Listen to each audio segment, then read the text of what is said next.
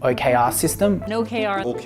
OKR. An OKR process. OKRs. OKRs. Objectives and key results. Kind of rolls off the tongue, doesn't it? The lightning speed of business today is reshaping how companies become successful and remain competitive. We have a very simple organization and we try to focus and do very few things well.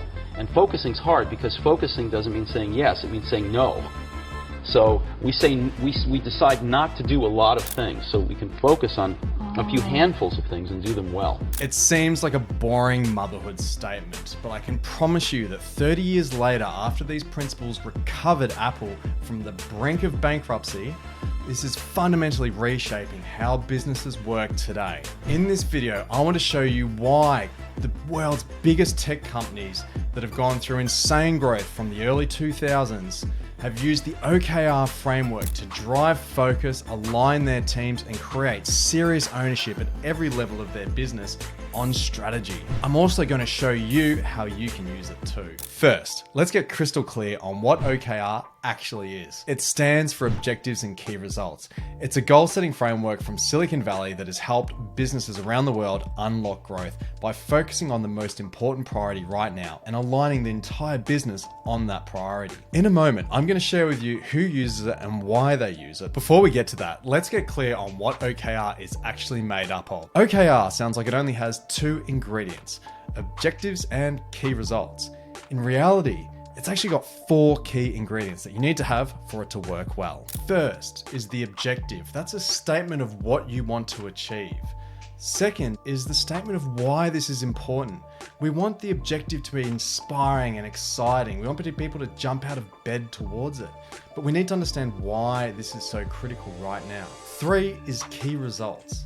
These are going to be our measures of progress so that we know that we're making progress towards achieving that objective, and ultimately they show us and give us a really crystal clear way of knowing, did we achieve that objective or not, because they're quantifiable. Here's where the rubber hits the road. 4 is the things you're actually going to do to move the needle. These are initiatives, projects, tasks, actions, anything you want to call them. It's the stuff you do to actually achieve the OKR. Let's talk about who's using it and why are they using it. There's a pretty common list you might have seen thrown around. Google, LinkedIn, Airbnb, we've got Domino's, Atlassian, Founder, Amazon. A lot of these tech-focused businesses have actually really embraced OKRs, and a lot of the reason is they used it for growth right from the beginning. It started out in Intel in the late 60s, and they used it to win the chip wars against Motorola. Google used it to win the browser wars back in 2008. It has been proven to help companies get ultra focused and unlock growth, so they love it. But then there's others that you might not have thought would actually be using OKRs. These are traditionally non-tech businesses. Companies like John Deere, who they make tractors, Ultro, who do flooring, Intelios, who is a medical association. These are organizations that you wouldn't think would typically be doing OKRs, but they are using it to get ultra focused on their strategy. There's a lot of benefits they clearly got from it, and that's why they're using it still to this day. However, let's talk about how it can help you. The first and main benefit that we see come from OKR, it's actually down to alignment on your strategy. We have the entire business working together to solve on this problem, aligned from top to bottom, but also between teams. The second thing is empowered teams left to solve the problems themselves. This is something that drives engagement, gets people excited because they own the process end to end. Third is commitment. Because we're agreeing to the plan, each team is setting their own OKR, so they're owning that plan. We know that everyone is committed to achieving the goal. One of the big things customers say to me is, we've been working on this thing for months or even years, and we've made no progress until now. Fourth is outcome mindset. That might sound a little bit fluffy, but believe me, this is changing how businesses work because they are focusing on the impact they're trying to make. Let's get you started with your first OKR. The way we're going to do that is guiding you through the process that one of our customers followed to get a really incredible OKR that drove growth for their organization. First and foremost, you need to be clear on your vision and mission. Everything we do within the business should move us towards that point, whether it's your strategies, your goals, just your general work activities, everything should point you towards that direction. Every great OKR starts with a great strategy. The simplest way to think about your strategy is imagine it's your unique flight path to take a giant leap towards your vision. Your OKR is going to take a small, valuable slice out of that to take you one step on the journey. This is where our customer's story begins. They had an incredible product and they knew that one of the best ways for them to grow was to stop throwing money at advertising and actually invest in their customers to help them advocate for the product. They knew that if they could get their product a little bit more viral, all of a sudden it wouldn't actually just become more popular. It was such a unique proposition that it could actually become a new industry standard. That created the foundation of their first objective. The problem to solve was to create that advocacy. So their objective was make our customers our biggest advocates. We have a really clear description of why this matters, and that gives context to anyone who's reading this OKR for the first time on all the things we've discussed so far. Now, how do we know we're actually making progress towards that goal and ultimately at the end of the quarter are successful? That's where our key results come in. The first was to create a better experience that drove a higher conversion rate, because we knew that if we got more customers coming in and they're converting, that's going to make things a lot better. It also meant that the trial was really valuable, so that's going to create buzz and discussion around it.